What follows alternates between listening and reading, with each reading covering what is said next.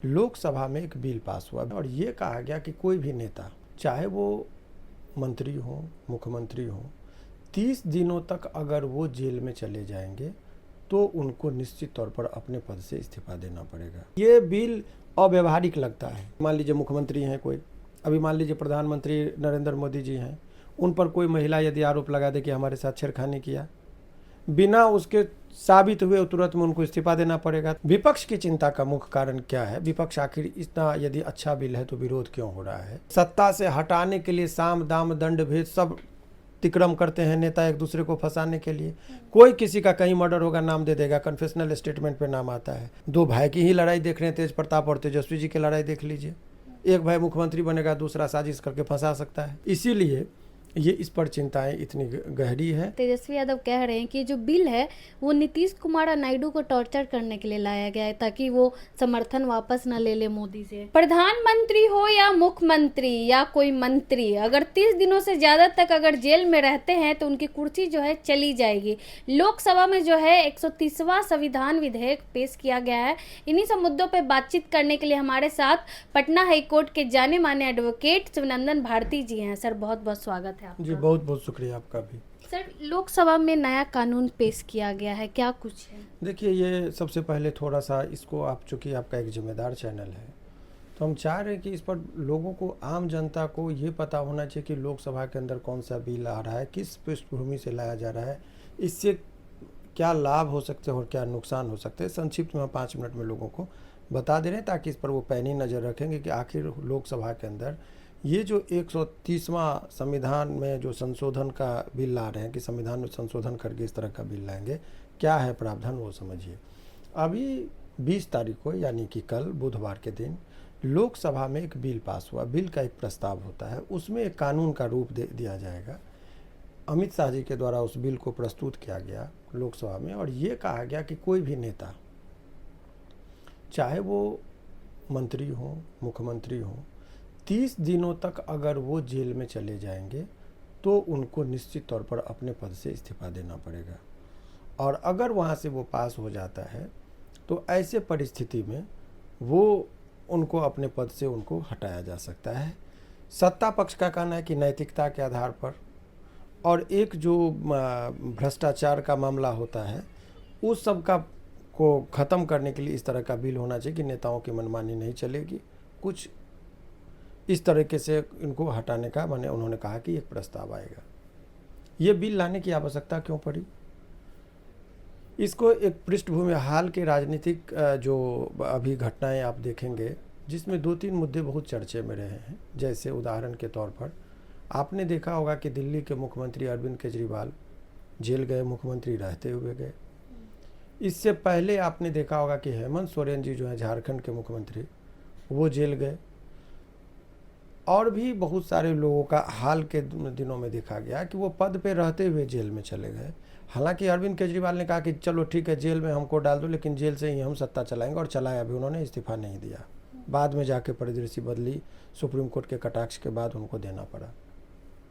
तो ये पृष्ठभूमि, चूँकि कानून में इस तरह का कोई स्पष्ट प्रावधान नहीं था। खास करके मैं उन लोगों को जो कानूनी समझ और सूझबूझ, और या जो बच्चे जुडिशरी का तैयारी करते हैं, उन लोगों को भी ये समझना चाहिए।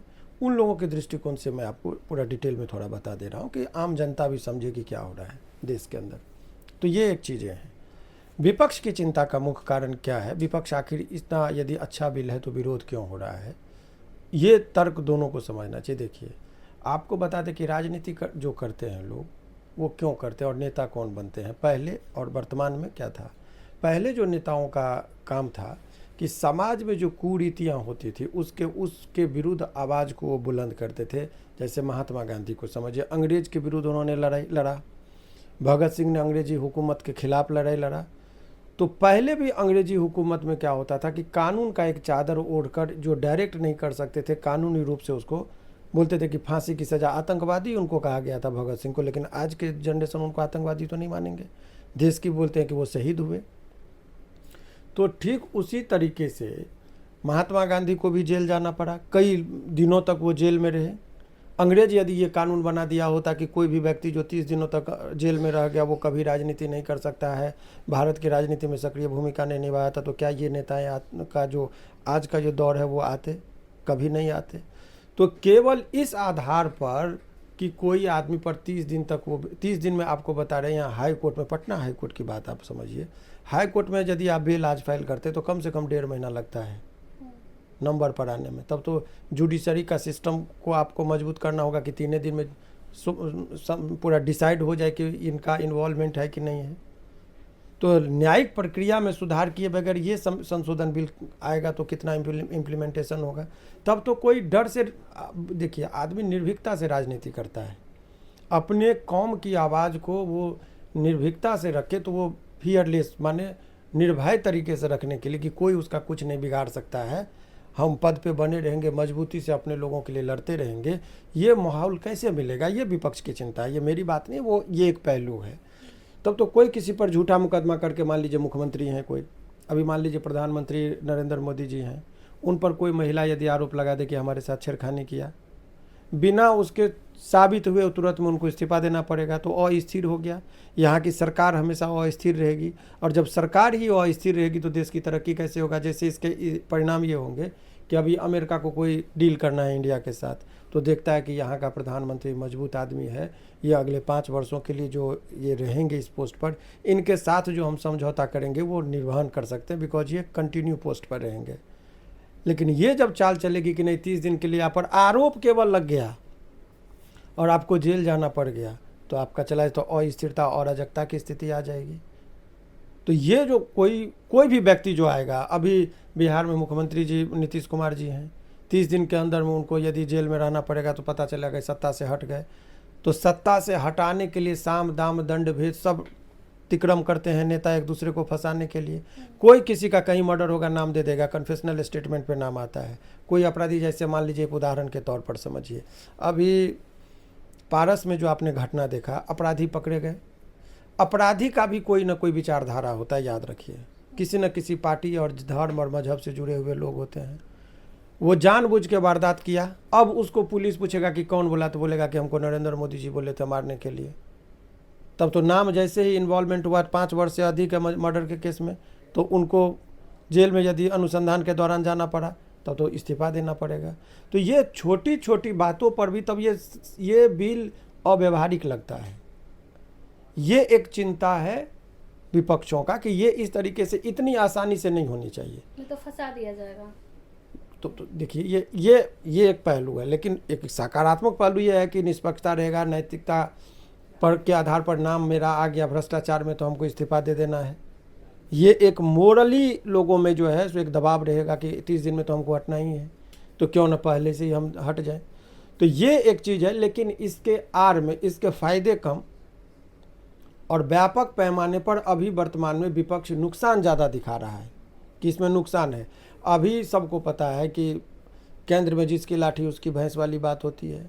एजेंसियां हैं जैसे ईडी हो गया, सीबीआई हो गए, निगरानी विभाग हो गए, ये किसके अधीन काम करता है? सरकार के अधीन काम करता है, चूँकि सरकार जो केंद्र में है, और उनके इशारे पर आपके घर में हम 5 करोड़ रुपया रख देंगे, अब जांच में बाद में होगा लेकिन तत्काल आप सस्पेंड हो जाएंगे, मुख्यमंत्री का पोस्ट तो गया, प्रधानमंत्री का पोस्ट तो गया।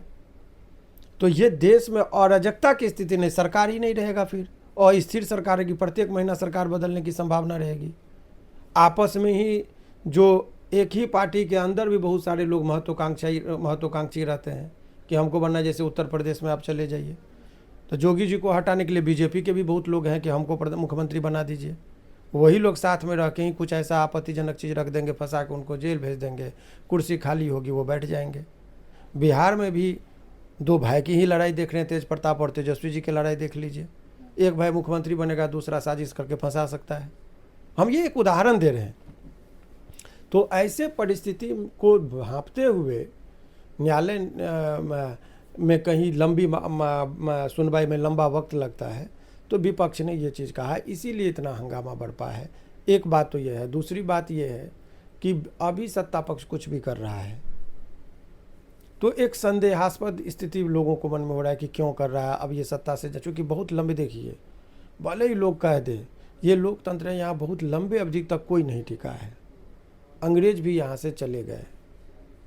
ब्रिटिश का हुकूमत जो रहा, उससे पहले आप मुग़लों का हुकूमत रहा, वो लोग गए तो अंग्रेज आए तो ये हम लोग 1947 में जब देश आज़ाद हुआ तो इंडियन कॉन्स्टिट्यूशन का निर्माण हुआ। इसके बाद भी बहुत सारे लोग सत्ता में आए। कांग्रेस बहुत दिनों तक नहीं रही, जनता दल की पार्टी बनी, जनता दल आए, फिर कांग्रेस आई, फिर भारतीय जनता पार्टी अभी सत्ता में है।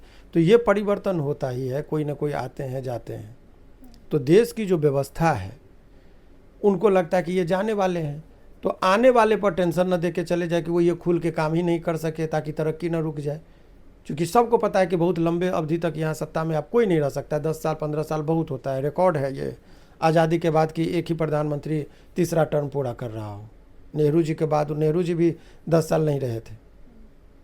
तो अब इनको पता है कि हम जा रहे हैं तो आने वाले को काम ढंग से नहीं हो, इसीलिए इस तरह का कोई कानूनी प्रावधान ऐसा रख दो। तो ये और वो नेता जो है सो हमेशा सीबीआई और ईडी के और एडमिनिस्ट्रेटिव जो है उसके डर के रहेंगे कि कहीं हमारे खिलाफ कोई रिपोर्ट न दे दे, तो अपने कौम की आवाज़ ही नहीं रख पाएंगे। लोकतंत्र में तो लोगों की आवाज़ ही नहीं बन पाएंगे, और जैसे ही लोगों की आवाज़ नहीं बन पाएंगे तो लोकतंत्र का कोई मायने ही नहीं रहेगा। इसीलिए ये इस पर चिंताएं इतनी गहरी है, और इसीलिए उन लोग बहुत विस्तार से डिबेट चाह रहे हैं। तब चाह रहे हैं कि इस पर सारे पहलू को ध्यान में रखकर उसके लाभ और नुकसान को समझते हुए तब इस बिल को पास किया जाए। राजनीति पे भी आप अच्छी पकड़ रखते हैं सर। तेजस्वी यादव कह रहे हैं कि जो बिल है वो नीतीश कुमार और नायडू को टॉर्चर करने के लिए लाया गया है ताकि वो समर्थन वापस ना ले ले मोदी से। नहीं, देखिए, एक ऐसा है कि केवल वो नायडू जी और नीतीश जी की बात नहीं है। ये देश के अंदर जितने भी राज्य हैं, मुख्यमंत्री हैं, ये जो फेडरलिज्म का जो कंसेप्ट है, संघात्मक सरकार, इंडिया क्या है? इंडिया का परिभाषा कॉन्स्टिट्यूशन में पढ़िएगा। इंडिया कुछ है ही नहीं, एक समूह है राज्यों का। बोला इंडिया क्या है? India that is Bharat. India कोई भारत कहते हैं। ये shall be union of state, माने राज्यों का समूह जो है वही भारत है। तो राज्य को अपना इंडिपेंडेंसी है, और राज्य से ही उसको शक्ति सभी लोग मिलते हैं। तो हम एक प्रधानमंत्री को भी यहाँ से मिलता है, हर राज्य का वोट मिलता है। तो उस पर कैसे इनका पकड़ रहे, ये आरोप लगाया जा रहा है।